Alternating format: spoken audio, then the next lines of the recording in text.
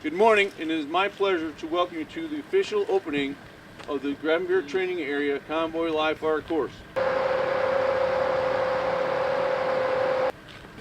My name is Edward Bogwich, and I am the Grafenwoehr Training Area Range and Training Land Program Coordinator here at Training Support Activity Europe. The overall intent of the Convoy Live Fire course is to provide a capability that allows training units the ability to maneuver along a route and to be able to engage multiple targets arrayed in a defensive or offensive posture, utilizing their assigned weapons. The 6 objectives constructed along the course route are designed to test the unit's ability to react to various ambush scenarios they would expect to encounter in the operating environment. Today you will hear from multiple guest speakers who will provide you with additional remarks concerning this extensive project effort, followed by a tour of the Convoy Live Fire course objectives as they are negotiated by representatives from the 2nd Cavalry Regiment.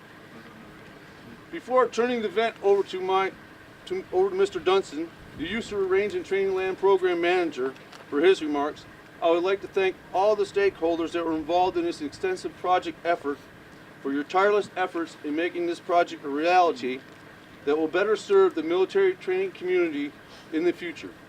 Thank you very much. Cool. I'd like to welcome you to the Convoy Live Fire ribbon cutting ceremony. My name's Keith Dunson, and I'm the Range Training Land Program Manager with Training Support Activity Europe. Training Support Activity Europe's mission is to identify, acquire, manage, and provide state-of-the-art home station, rotational, and expeditionary training support capabilities across USARA in order to prepare joint and multinational forces to win in any operating environment. RTLP's mission is to sustain current live fire capabilities and, with the use of current doctrine and information from tactical units, to identify upgrades, modernization, and emerging live fire capabilities. The Convoy Live Fire is just one of the many new capabilities we've delivered here in USARA. This project was a MILCON military construction project identified and presented to DA for validation and funding back in 2006. It's been a long process, and many organizations have been involved in getting this project to this point here today. This Convoy Live Fire course, units have the ability to utilize range 206 here, range 213, which we're going to end up on today, and range 211, which feeds into the Convoy Live Fire training course. As soldiers utilize this course and identify ways to make it better, I ask those soldiers to let GTA know of any improvements that we can do to make this course better, and they will contact us and we will work our best to do whatever we can to make training here in Grafenwoehr the best it can be for our soldiers. My name is Lieutenant Colonel Andy Hemphill, and I'm the Deputy District Commander for Europe District, and I'm here on behalf of the U.S. Army Corps of Engineers, the military construction agent responsible for design and construction for major facilities for U.S. forces across Europe. In partnership with the German Ministry of Construction and the Bauamter, we have a long tradition of delivering state-of-the-art facilities for the Army in Germany, especially here in Grafenwoehr. This project would not be possible without the commitment of our customer, U.S. Army Europe, and the program manager, JMTC. Over the past year, we have worked together to deliver a premier training course to serve our soldiers and our multinational partners. To our many partners, thank you. Unsere vielen Partnern sage ich Dankeschön. I'd like to ask General Pyatt to come forward. Sir, it is my honor to present the ceremonial key for the Convoy Live Fire. Cool. Whoa. Bring your time, let's go. I think this works on one of these strikers out there. I got to pick the right one and I get to take it home, right?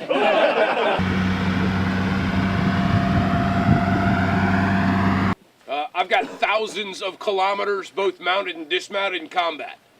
And I did not have the opportunity to have training lanes like this. I had bits and pieces of a lot of different things that we had to put together and then do the best we could once we got out there where the enemy was. I was excited when I first got here to Bavaria, and I heard that this project was underway because I knew it was something that we need now, but we're also going to need it for the future. No matter where we go or what we do at this point, we're not flying everywhere yet. We're going to be on the ground, and we're going to have the required to move people or things to different places. And whether it's an enemy threat, the terrain itself, it could be weather, we can work all of that here. The soldiers, whether they're mounted at a Humvee, the strikers that you see out there, or a bunch of our other wheeled systems, will have the capability to plan for, come out here and execute, and then AAR any contingency that they can imagine. And being able to come up with that set of ideals that you need to be able to incorporate into a training event like this to make it the best thing you can be. And that's just another feather in our cap of all the great things that we can do here with GTA. Now, one of the great things is the realism, because you'll see you've got the open expanses, but when we go down and make this first turn to the first objective area, all of a sudden the woods are here. So we can show you a lot of different things that very few other very few training centers actually have. I've been to the NTC, wide open, lots of good desert. I've been to JRTC, lots of vegetation, but here we can split it out and give you the capability. Oh, and by the way, don't forget about the aircraft. We can bring the 12th Cab folks out here and we can have them get integrated as well. One of the things that you heard alluded to already was how great we did with the environment. When you look at the actual plan, everything in here takes care of the critters that are running around out here and the environment itself, because we have to be sustainable. This is going to be around for a long time. In order for our soldiers, our future generations, to be able to come out here and utilize this thing, we've got to take care of our environment. 1, 2, 3.